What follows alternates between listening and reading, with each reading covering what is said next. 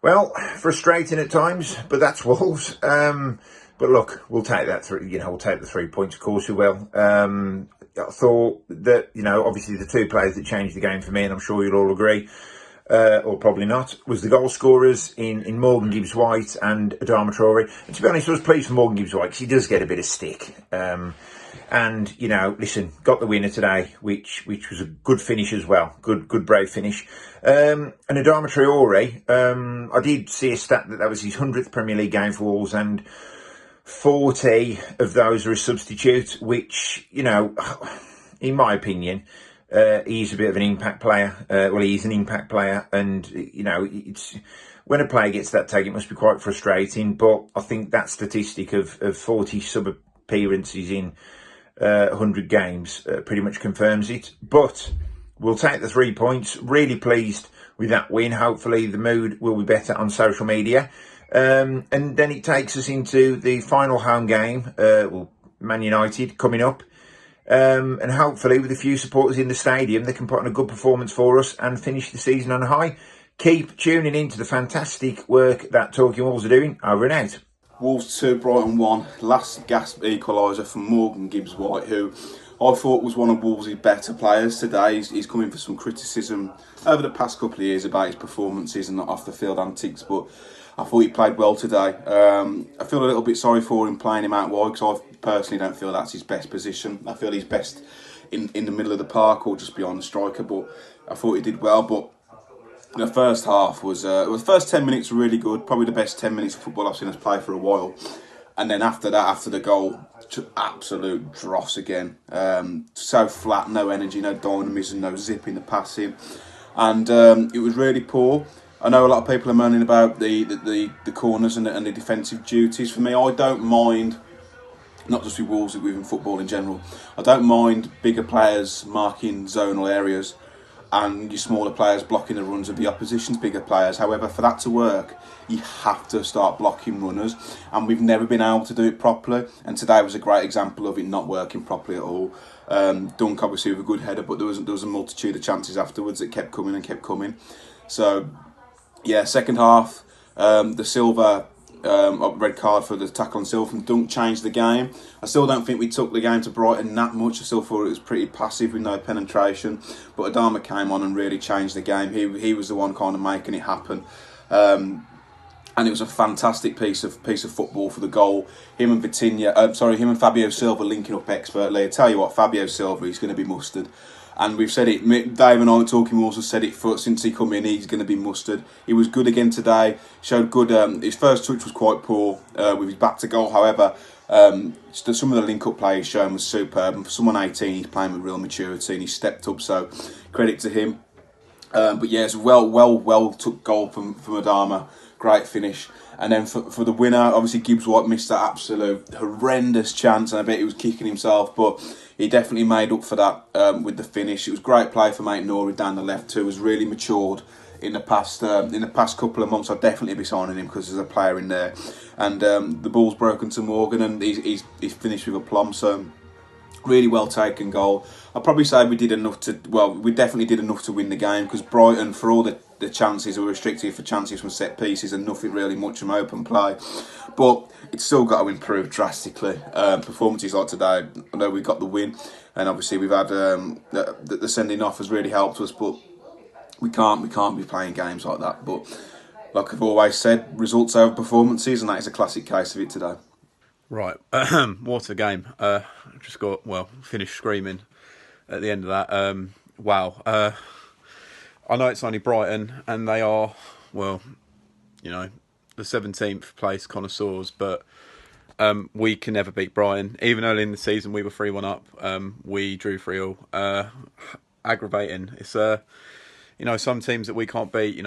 Brighton's one of them. Newcastle, Burnley, Huddersfield. Like, these teams we just don't beat. And today, although it means nothing, the season's done.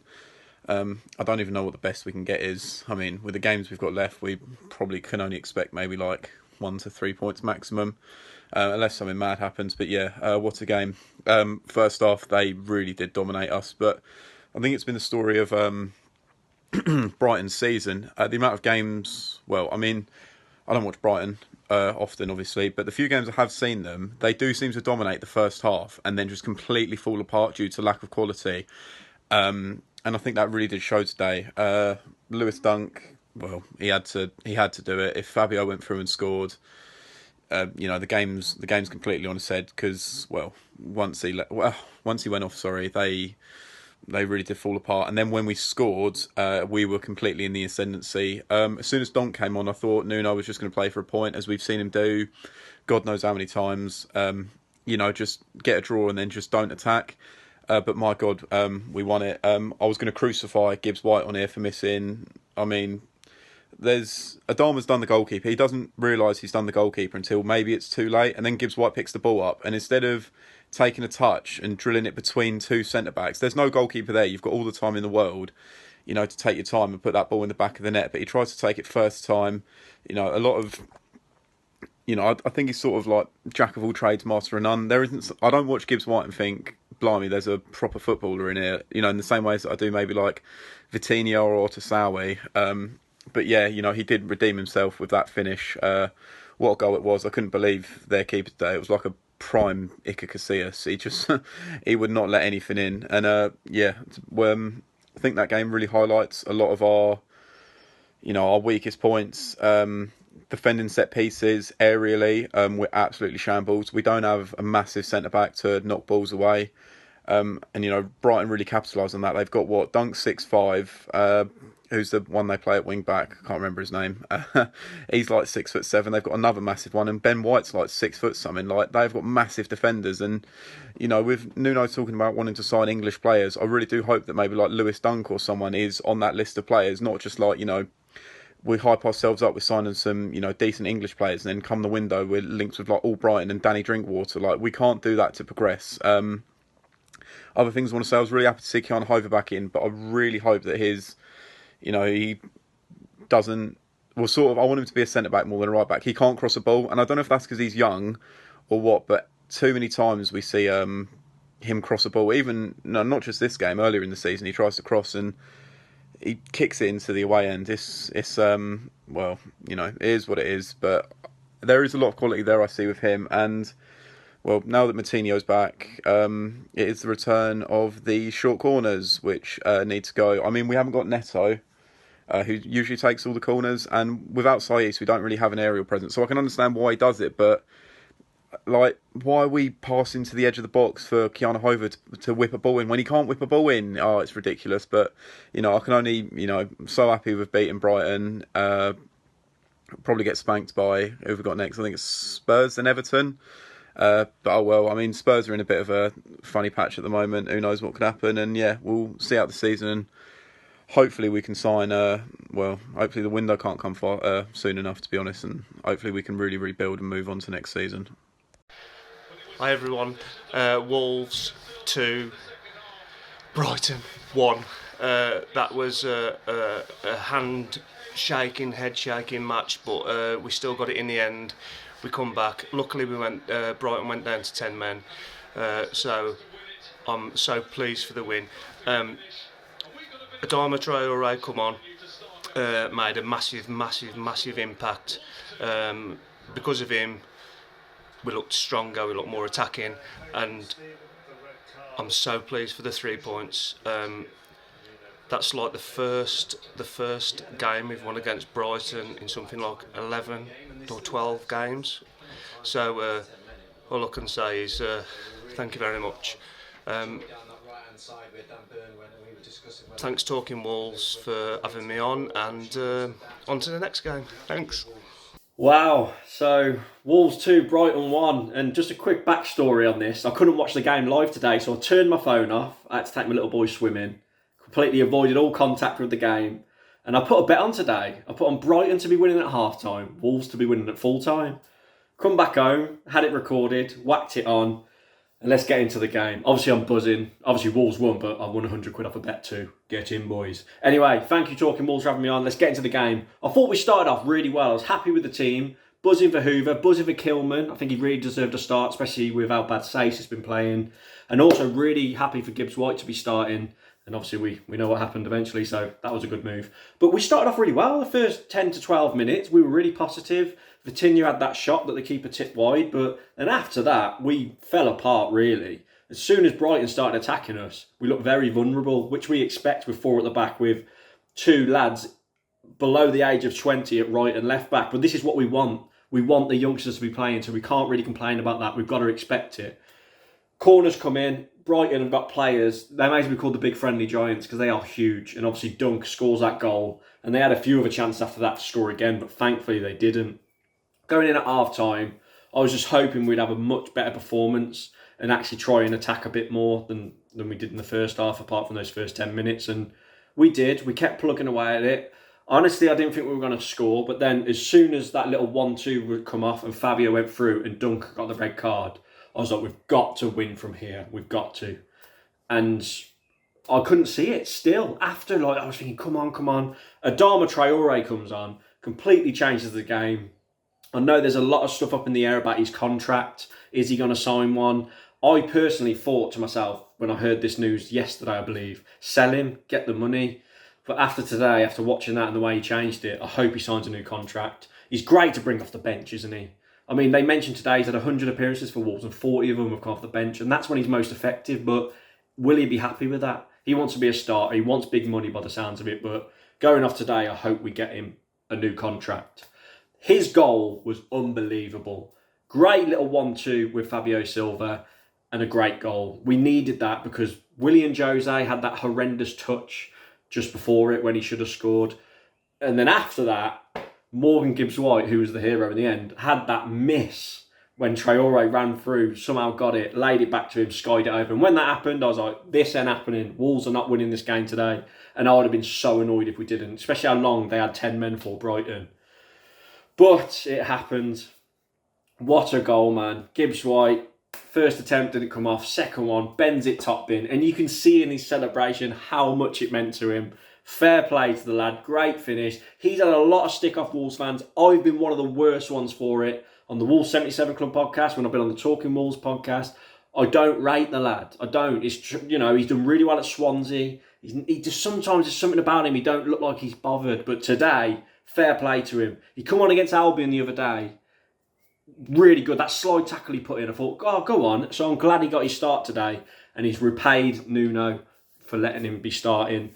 We know all about the controversy he has with his girlfriend on social media, on Twitter. Fair play to her. I haven't looked at it properly yet, but I'm sure she's buzzing. Fair play, because she's got stick too. And let's hope this is the turning point for Morgan Gibbs-White. What a goal. And this is what the rest of the season's all about. Giving these players a chance to start and play. Kilman, Morgan Gibbs-White, Hoover, I thought was pretty decent today. Keep the youngsters in there, keep plugging away. I know it's not amazing beating Brighton, but we still had to win. And let's just continue playing these young lads. It might not be all roses from now on, but I'm happy with the performance today. I'm happy with the win. And come on, Wolves. 100 quid up the donut bread. I don't know if that's even a word. £2 on, 100 quid back. Brighton win at half-time. Wolves to win at full-time. 40-1. Bet365. They didn't trust us. I trusted us. Thank you, Talking Wolves. Bib, I'm going to watch your video. And if you don't praise Nuno a little bit, I'm going to find out where you live. Come round there and say, you're a naughty boy. Come on, boys. Oh, so it's finished. Wolves 2, Brighton 1. Nice to see Wolves win. I mean, regardless, I think any win we get this season is something to work on because we haven't had too many of them. Taylor 2 halves. I think Brighton dominated the first and we dominated the second. I think first 10 minutes of the first half, I thought we were completely run away with the game. We were keeping the ball, we were creating chances, we were getting in behind the line and everything. And then Brighton had that small spell, I think about 10 minutes of play. They got their goal in there. And they just completely turned the table around. And it was all them. They were keeping the ball, they were creating chances, they were getting behind, all that sort of jazz. And I think I'll get onto Adama and the impact that obviously that he makes is key for us. I think personally I'd like to use him as an impact player, but I don't think we have that out and out starting winger with the likes of Neto out, Podence's injuries. If we can get 2 solid wingers in, and then keep Adama to come on and do exactly what he done against the tight defence will be brilliant. So we'll carry on with that for now. Nice to see a lot of youngsters in the team today. Hoover, I thought he could have been better, but he'd done his job. Wouldn't say it was to the best of his ability, but he was there. Vitinha, I thought he struggled as well, which not like him. I think when he gets a chance, he does usually play very well. So that was not the best to see. Fabio, he's just game by game getting better. Love to see him play now over Jose. Most weeks, Jose come on, he had his chance, he missed it. He didn't do much off the ball or on the ball. So for me, Fabio gets the nod.